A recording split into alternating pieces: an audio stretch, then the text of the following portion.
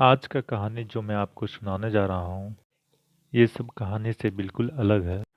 ये कहानी ज्ञान से परिपूर्ण है। ये कहानी बहुत ही महत्वपूर्ण है। ये कहानी है 4 युगों की। हो सके तो कहानी को पूरा सुनिएगा।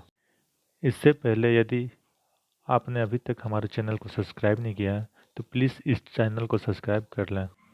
चलिए कहानी को शुरू करते हैं। एक समय की बात है, चारों युग यानी चारों भाई एक साथ बैठे हुए थे। आपस में चारों में वाद विवाद होने लगता है। सतयुग, त्रेता युग, द्वापर युग और कलयुग एक साथ बैठे हुए विवादों में उलझने लगे।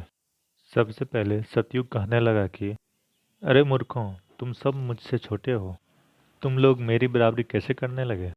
जब त्रेता युग ने ये बात सुनी तो कहने लगा, तुम सबसे बड़े कैसे हो सकते हो, तुम सब में तो सबसे बड़ा मैं हूँ सर्वश्रेष्ठ हूँ, तुम मुझसे सर्वश्रेष्ठ नहीं हो सकते।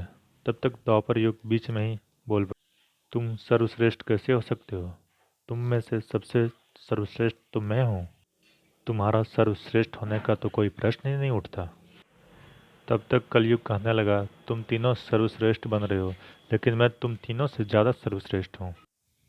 तुम लोग हकीकत तो जानते ही नहीं हो, मैं तीनों में से सर्वश्रेष्ठ हूँ तुम लोगों से। इस तरह से चारों युग आपस में झगड़ने लगे। तब चारों युगों ने फैसला किया कि हम आपस में इस तरह फैसला नहीं कर सकते। तब जाकर चारों युगों ने आपस में निर्णय किया कि हम ऐसे फैसला नहीं कर सकते। हम में से कौन बड़ा है, कौन सर्वश्रेष्ठ है, इसका फैसला तो भगवान भोलेनाथ करेंगे। चलिए वहाँ चलते हैं, वही आदि और अनंत हैं। चलिए उन्हीं के पास कैलाश में चलते हैं, वही हमें बताएंगे कि हम में से कौन बड़ा है और कौन हमसे छोटा है।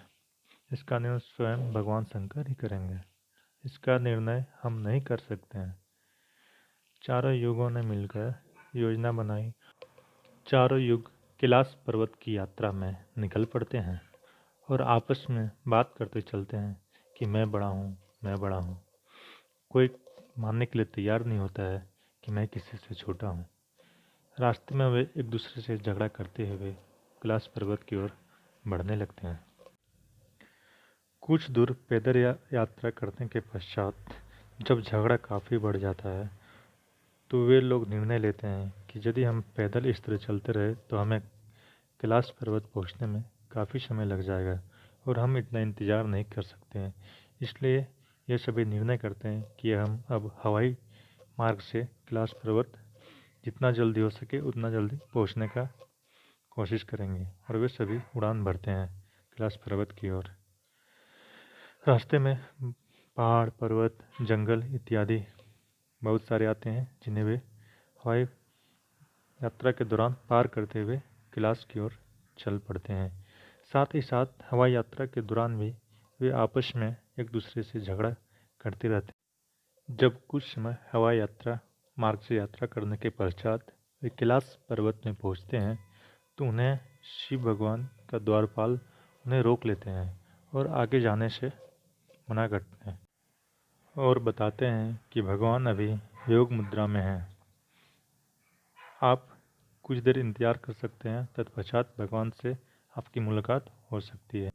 कुछ समय पश्चात चारों को लेकर द्वारपाल भगवान शिव के पास पहुंच जाते हैं।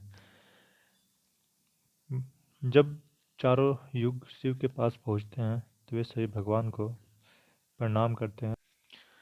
भगवान शिव ने चारों युगों से कहा, हमारे दरबार में, हमारे कैलाश पर्वत में आप सभी का स्वागत है।